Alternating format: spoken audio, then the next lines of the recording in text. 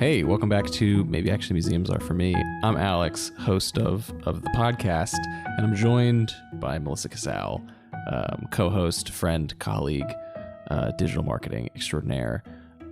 There's no cold open. This is the cold open. The entire episode's a cold open because I looked at my phone. I got a New York Times headline that popped, and essentially the Louvre just went on strike. And I kind of looked at Melissa and I was like, I want to talk about this because how rare is it that we can kind of jump on breaking news? Essentially, the Louvre is on strike right now, and they kind of just like shuttered their doors for like essentially like sudden reasons. It's really kind of strange and out of nowhere.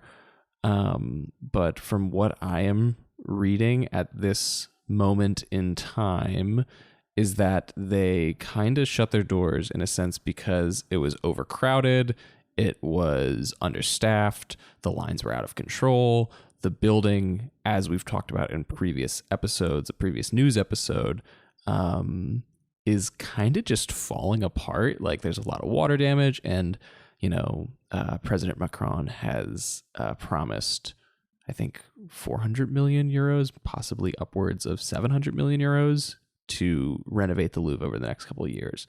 But it's kind of crazy. The report that I'm reading from the Washington Post essentially says that on Monday, the Louvre Gallery attendants, ticketing agents, security personnel, they refused to take their posts in protests over unmanageable crowds and chronic understaffing, leaving essentially thousands of visitors in the dust. Melissa, you're on mic, so yeah. I was like, wait, can I jump in? I'm here too. Hello. Yeah, you could totally jump in. Yeah, you literally just read this and turned to me and started reading it out loud, and I was like, okay, yeah, let's talk about this. So correct me if I'm wrong, but it was just like people who were on shift just decided like, yeah, we're closing right now. Like, yeah, I mean, essentially, I can't quite get a read on whether or not this was I mean, for what I'm reading, it sounds like it was spontaneous, and that, it seems like the staff kind of banded together and said, this is absurd, we can't do this anymore, and I think are just demanding changes. I imagine there had to be some level of premeditation, or at least I would assume, and again, I would like to preface for the sake of our audience and our own lack of information, we're essentially kind of doing this on the fly because it seemed fitting, but we don't have any firm concrete facts. I've just read a handful of articles on this, and I've read a few tweets and Instagram posts that are talking about this. So I'm trying, we're not going to essentially critique too hard about the specifics because we don't know, but essentially from what I'm reading is, it was just crazy. It's crazy trying to get in there. And, yeah, I feel like on a good day, there's just like thousands of people trying to get into the Louvre at one time. Yeah. I mean, I'm talking about it as if I'm at the Louvre every week, which is not the case. But the last and only time I was at the Louvre was in November of 2023, prior to the announcement of the renovations. And yeah, like my girlfriend and I queued up for, I think we had like a 8:15, I think, entrance time. Like you have to, essentially it's kind of like a lot of the museums at DC right now, where I think the Aerospace Museum is under renovation. You have to sign up for a time. Exactly. And so we had to sign up for a time slot, and we still waited in line for 40 minutes. That's just kind of how you wait in line to wait in a line. And then once you're in there, it's like kind of one of the things that Jerry Saltz, a very famous art critic, was posting about it. But essentially his biggest critique, which is kind of another element of this episode that I wanted to talk about, honestly, his tweet in a lot of ways inspired this spontaneous episode. He was like, yeah, it's a mess. Like you wait in line for an hour, they send you on a single file elevator, and then you're dumped into the subterranean, essentially wasteland with like no direction, no signage. It's There's kind a of cafeteria. like just figure it out yourself. Yeah, it's like figure it out yourself. And so his critique was less about like, you know, obviously it was on the side of the staffers, and he was like, yeah, like I'm surprised it hasn't happened sooner. But I think that comes down to a larger conversation about exhibition, not even exhibition design, but like museum design, and actually like how do you flow through an institution, and Yeah, how do you it's- properly, you know, onboard, I get onboard feels like the wrong word, but like bring in, you know, attendees in a way that is like feels welcoming. Yeah, we can get into that because I have some thoughts, especially because I recently visited the Met this past weekend, and that's like a whole nother level, or it's on a similar level to the Louvre, where it's just like so big and there's so many things and there's always constantly so many people.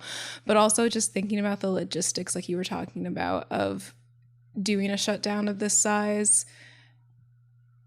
I do think part of it was spontaneous to the day, but also there had to be some kind of planning, in my opinion, because not only saying like, okay, we're not letting anyone else in, there's multiple entrances, so everyone kind of has to, There's coordination of we're not letting anyone else in, and then also we have to now move people out and shut everything down, and you know. Yeah, I mean, obviously the French have a long and proud history of protesting. Yeah. And so it doesn't surprise me that there might have been some, you know, some conscious effort to mobilize and you know, stand up for, I guess, their own like labor rights, because it's insane. I mean, if you think about it, there's 8.7 million visitors last year alone in the Louvre, and that's more than double from what I remember from our previous conversation the infrastructure had essentially planned for when they redesigned and built the pyramid. And from what I understand, there's a daily cap, which is an insane cap, of 30,000 people. So essentially their highest bar is, hey, once we hit 30,000 attendees, shut it down, no more people. Yeah. But like, that's insane. That's and it's like, a crazy number. It's crazy. And a lot of the concern from, you know, people who are familiar with the building, staff, you know, that are kind of coming, you know, into this protest, essentially saying, you know, it's a number of things from, you know, essentially the endurance it takes to manage and mitigate the flow of people, protect the artwork, you know, run the shop, whatever the case may be. And then also like there's not enough rest areas, so people feel like they're kind of meandering or lingering, or at worst we just saw, you know, another newsworthy item is in Italy, those tourists sitting on that crystal chair and breaking it. And it's like, obviously they were fooling around and should, they were like taking photos and everything, punished by the law, but like at a certain level it's like, you're like leaning up against things, like you know, Americans have a habit of leaning, and you know, we're if you're big tired, leaners. and if you're tired and there's nowhere to rest, you know, like I think about in the Met, there's that giant tomb in the Egyptian side. It's like, people touch that thing and lean up against it all the time, and sure, it's steady and it's not going to go anywhere and it's not going to really damage it, but like at a certain point you shouldn't be doing that. And like, who's to say that's not happening in the Louvre? Again, that's a side tangent, but you know, that's not even to talk about like, aside from the rest areas, limited bathrooms, and you know, Paris gets hot in the summer. Paris gets hot, really hot. I don't know how like the airflow in the Louvre is. Like, I can't speak to it. Yeah, but I went in November and it was rainy and cold when I visited, so like I'm a bad, you know, judge, but I take it that that's going to be, you know, an aspect. Yeah, and I would imagine, like, again, just because there's so many people and just so much going on, that it takes a lot of energy to run the lights, the air, the everything. Like, and I'm sure it gets overloaded. I'm sure it gets overheated. I'm sure it does. And I think the kind of the element of this that we're not really even touching on, which I think needs to be addressed, and then we can probably move on and just talk about exhibition and museum design in general, and how to, you know, how we necessarily as both staffers and attendees of different museums, you know, could theoretically in a perfect world address it. We're not even talking about the Mona Lisa at the center of all of it. You know, out of the 30,000 people that go to the Louvre, it's estimated that 20,000 people a day visit Mona Lisa. Yeah, that makes total sense. You know, it's the largest room, but even just to like get close and see it, let alone take a photo of it, you're fighting through a sea of people in the summer. Imagine how hot it is. You know, it's like you're getting pushed around. Maybe you catch a glimpse. Maybe your phone sees it, but not you. And then, you know, you get pushed out. Yeah. And it's awful. It's crazy how just like when you talk about like fighting through a sea of people, just I feel like with certain museums, that's just the entire experience. Again, that's how I felt seeing the Sargent show. Yeah. Again, this is because I was just at the Met this past Saturday. I went to go see Superfine, the Costume Institute exhibition currently on view at George Washington University. Had like an alumni event where we got to like get like a tour and anyway. But basically just walking through the Met on a rainy Saturday, I was talking to a docent and she was telling me how like when it rains, even more people like show up because they want to be like inside. They still feel like they're doing something in the city if they go to the Met. And it was just people everywhere I turned, like trying to walk without hitting anything or like holding my bag and making sure like my bag didn't accidentally hit anything. Yeah.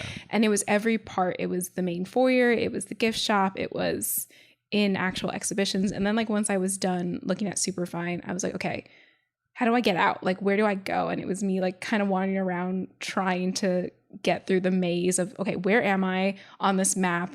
Which direction do I go to like get to somewhere else? Because every section like leads you into a different section and there are doors you have to open. There are stairs you have to go down. And it's just like, okay, I like, and then when I finally got to the front entrance, I was like, okay, yeah, I'm just leaving. Like I'm ready to just like be out. And I saw what I wanted to see and now let's go. Yeah. The last time I was at the Met, I had a very similar experience. It was like one of those days where like it was spotty rain. So like sometimes it was blue skies and sunny and then all of a sudden the clouds would roll in and then it's pouring rain. And this was maybe 3-ish weeks ago, maybe 4 weeks ago. And when I had never seen it in my life like this. Like I know the Met gets busy. I understand that. Yeah. I've been there when it's busy. I've never seen, which I now understand is normal, and I've just never seen it, a line going down the front steps and around the block. Oh, yeah. Moving, but like still a line. And then once you get into the Met, you have to wait in another line, honestly similar to the Louvre, to get your tickets. The Louvre, you buy your tickets ahead of time, but that's neither here nor there. But it's like you're queuing for 20 minutes to wait another 30 minutes, maybe.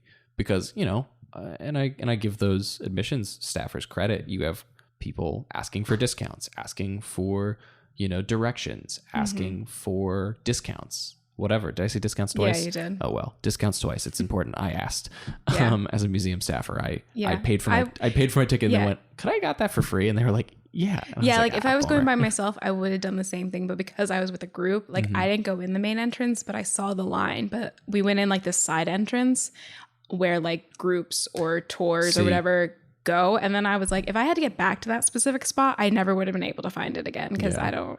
Here's what I did. This is my fun fact. Okay. You got to know your entrances. Yeah. And I only learned about this entrance because I guess last year or maybe a year and a half ago, when A Shared Love was coming onto view, we had to record something with Terry Wall, who loaned us the works, and his art dealer, Robert Simon, who, speaking about the Mona Lisa and speaking about the Louvre, at one point in time discovered and owned the Salvator Mundi. The final lost controversial Leonardo da Vinci work that I think is currently owned by a Saudi prince. But Robert Simon, that was his gallery that had discovered it and found it. Besides the point, we had to record in his gallery space, and he is near the Met, within walking like a block away. And essentially my direction was, just park at the Met. And in my brain, I was like, there's parking at the Met? Yeah. And it turns out there's a huge parking lot. It's not that expensive. I mean, it's expensive, but it's not like outrageous. And no one parks there. No one knows it exists. And essentially there's an entrance right there in the parking garage. And so when I got there and I saw the line, I was with my best childhood friend. And I was like, I think I know how to get in. And I walked us through the parking garage, and yeah, there was a line at tickets, but at least we didn't have to wait to get in the main entrance. Yeah. But yeah, so essentially know your entrances. That's my point. Your entrances. But people have their, like, if you look on TikTok and search, how do I get into the Louvre without waiting in line? There's ways to do it, but they're convoluted, and like kind of people have pointed to, there's no signage and there's no direction. And it's just this vast underground. Like, I remember leaving the Louvre, you essentially, like, we just happened to just follow the arrows, and eventually it led you through this like deep underground kind of like carousel of, you know, shops and little cafes and whatever. Like, it almost looks like a mall. Yeah. And then eventually you hit a checkpoint where it's like, oh, this is where you could have also entered. And then it's like you leave through that checkpoint, and there's still another, like, it looks like you're in like a subway tunnel. You're not. I mean, I think there's a metro nearby, but, or maybe it's in there and I just didn't see it. But essentially, like, you then come up and it's like, oh, we're just, okay, cool, got it. Like, it doesn't really make any sense. Last point about the Louvre strike before we move on to briefly talk about how each of us would maybe address, you know, museum flow or museum design or whatever. Yeah. But I'm curious, and again, Jerry Saltz, who the art critic who I cited earlier, in his tweet, he was like, I want to know what they're talking about. Like, what are the museum staff, like, what is happening in there? Yeah. And again, we're recording this on Tuesday. From what I gather, I believe the strike happened yesterday. I have no idea if the museum's back up and running. Yeah. I have no idea if essentially they're still not letting people in. I wonder what, like, upper management or, like, you know, the directors or whatever, if they have said anything about it. Because it seems like this was more of a ground level decision. Yeah. Essentially, I mean, I just, again, this is all for, like, all of the news articles that I'm finding are essentially like 16 hours ago, 19 hours ago, you know, whatever. Essentially, it seems like it's back open. Okay. But I don't know to what degree or necessarily to, you know, what effect. Yeah. But obviously it made waves. I just Googled it, and it's New York Times, Washington Post, you know, all of the major outlets are reporting it right now. I feel like it's a big moment. And I don't know if there's any days during the week that the Louvre isn't open to the public. Yeah, I can't imagine. I can't. Yeah, I don't know. Because even like the Met is closed on Wednesdays. Like, that's the one day it's closed. And it's not even really closed, because if you are a staff member, it's open to you. Yeah. If you are invited by a Met staffer, it's open to you. If you are like an upper tier member, I think it's also open to you. Yeah. So like, yeah, it's just like, it's kind of either you're internally involved or you pay to play. And so like, despite the Met being quote unquote closed, it's really not closed. Yeah. Well, this is, I guess it's a developing story. We'll see what happens, what changes. Obviously the renovations are coming. Maybe this is a cry for help for them to come sooner. Yeah. You know, when we talked about it in our news episode, it seemed like the Met not the Met. It seemed like the Louvre didn't want help from Macron and the French government, but maybe now that maybe their backs are maybe against the wall. I don't even know if there was like an official timeline or just a general, we will get it done by this year. Yeah, I maybe don't really, off the top of my head, I don't remember. Yeah, I don't remember either. So I just wonder if this maybe is accelerating things, or maybe like we need to start sooner. Yeah. But again, I feel like it would have to be like a systematic thing, because a cultural institution like the Louvre will not want to shut down or shut down the whole thing, because how much revenue are you losing? How much tourism are you losing? 30,000 people a day. Exactly. So I can't imagine a scenario where the whole of the Louvre closes for any amount of time. Yeah, that's crazy. Ugh. Anyway, Melissa, how would you stop this madness? Oh, Jesus, Alex, I don't know. How do you fix the Louvre? I don't think I have the power to fix the Louvre. I will say this, which I feel like maybe this is common among these older institutions that have been around for a long time and are kind of like, you know, these catch-all of every kind of artistic expression. Because this is what I was thinking when I was in the Met, that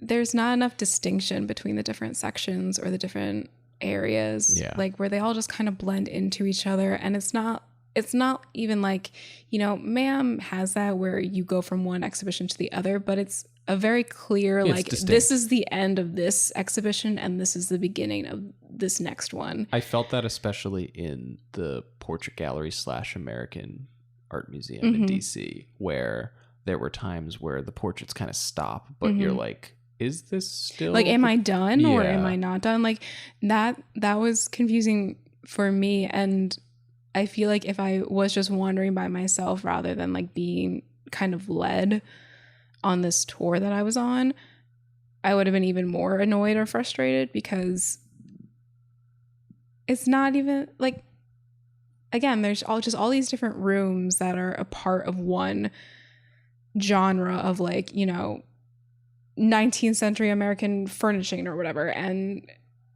there's all these little enclaves, and then you think you're continuing in that vein, and then suddenly you're like in East Asian art or something like that, and it's like the wrong set of stairs. Yeah, exactly. And it's like, wait, am I done? Like, how do I get back? And also, like, is this the beginning or is this the end? Is this the middle? Like, I feel like that's a lot where you end up in the middle of something, and it's like, I'm the type of person where I want to see the beginning and the end, or I want to make sure I see everything that I can. And the fact that it's hard to find that flow or that distinction is kind of upsetting to me. Yeah. So I would say that in regards to attendance and in regards to overflow and overstaffing, I think at a certain point you need to listen to your staff. I think the Louvre is probably the most robust, most obviously attended, most beloved, most, I would assume, funded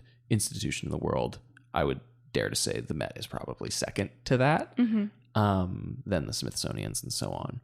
But, and that's not even, I'm totally not even accounting for like the rest of the world. Yeah. But I'm sure, you know, there's likely other institutions, maybe the National Gallery of London, let's say. Yeah. But obviously, when you go to Paris, you're going to the Louvre. There's just make no bones about it. I don't care how many times I end up going to Paris. I'm going to the Louvre every single time. And I think maybe a way to mitigate attendance is, and maybe it's frustrating and maybe it's annoying and maybe it's tedious, but at a certain level, I don't know how many Parisians are going to the Louvre every day. I don't know. And I'm going to take a wild guess and assume that it's not a substantial amount. I think it's mostly tourists. I think that's a fair assumption to make. Yeah. And so I think one way that you do it so that you're not boxing out the locals is, I think maybe you put a cap of 3,000 tickets. I don't know. I'm totally just like winging numbers. I don't know. But I'm saying maybe it's 3,000 tickets that are designated for French citizens. And essentially, you show up, there's a booth just for you. It's kind of like when you get like your special membership entrance, it's your French citizen entrance, and you show your ID, you show your passport, whatever you have to do, give your address, maybe there's a database. I'm totally winging it, like I said. And you get in, you know, easy access, your own entrance, the whole nine. And then for tourists, there's the rest of those 30,000 tickets that are left. And I think the answer is, you know, you're booking your flight, you're booking your hotel, you know when you're going to be there. You likely, if you're planning out your trip, you know roughly when you're going to want to go to the Louvre. I don't know, book it ahead of time. You know, I bought my ticket to the Louvre. Me and Alyssa bought our tickets to the Louvre the morning of. Yeah. And we got in, it was fine, we waited, but like whatever. Obviously that's not sustainable. And maybe I was a part of the problem in that circumstance, but like maybe the answer is an easier way to book ahead of time and essentially reserve your time. And I'm not saying kick people out after 2 hours. You can never see anything in the Louvre in 2 hours. It takes that much time to just travel and you across also the building. can't like track people and know like how long they're in there. You can't treat this like a water park. No. And so I think my answer is essentially you have to make a reservation if you're not a French national. Yeah, I feel like making it maybe not even just mandatory, just harder for people to get tickets in person would help. Yeah. Just like, because I'm the opposite where, especially with something like the Louvre, like I come from a family that are chronic book ahead of time for everything when we go away. Like the one time I went to Paris, it was a family vacation and, we booked everything, including the Louvre. I can't imagine standing in that line for 2 hours to potentially get in, potentially not get in. Like, yeah. All right, Melissa. I think that just about does it. Yeah. I guess this is a developing story. I guess we'll keep an ear out for if any major changes come in the next couple days. Yeah. But thought this was worthy to jump on the mic and kind of chat about. But anyway, this has been a special breaking news episode of Maybe Actually Museums Are For Me. Thanks for listening to this. Next week, we'll have a more normal episode like we typically have. I'm actually really excited for it. We're going to have Katie Woodward of the museum's curatorial staff. She's the assistant registrar talking about the process of loaning works.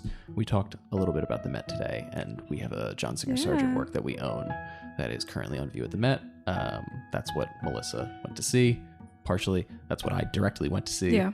I made sure I had to stop and say hello to it while I was there. Yeah. I mean, that was my first time ever seeing it. I'm sure that's your first time ever seeing it. Yeah, I've seen photos of it. Yeah. But never in person until this past weekend. Yeah. And, aside from, obviously that work that's at the Met, Katie had, some thoughts about, the process and what actually goes into a loan, and also what other works that the museum owns are out there in the world. Both in the tri-state area and also just across the country and soon to be ocean. We have our Sargent work is traveling to Paris after it's done at the Met, which is exciting. So again, this has been Maybe Actually Museums Are For Me. Tune in Wednesdays at 10 a.m. The museum galleries are open Friday, Saturday, and Sunday. You can get tickets online or in person. You don't have to reserve like you should have to at the Louvre. Just show up. We'd love to have you. Yes. Anyway, this has been Maybe Actually Museums Are For Me. Thanks, Melissa, for doing this on the fly. Of course, anytime. Also, thank you, Riley, for doing the faders. People loved your episode. Riley isn't on mic, but I think they're blushing. Anyway, see you later. Bye.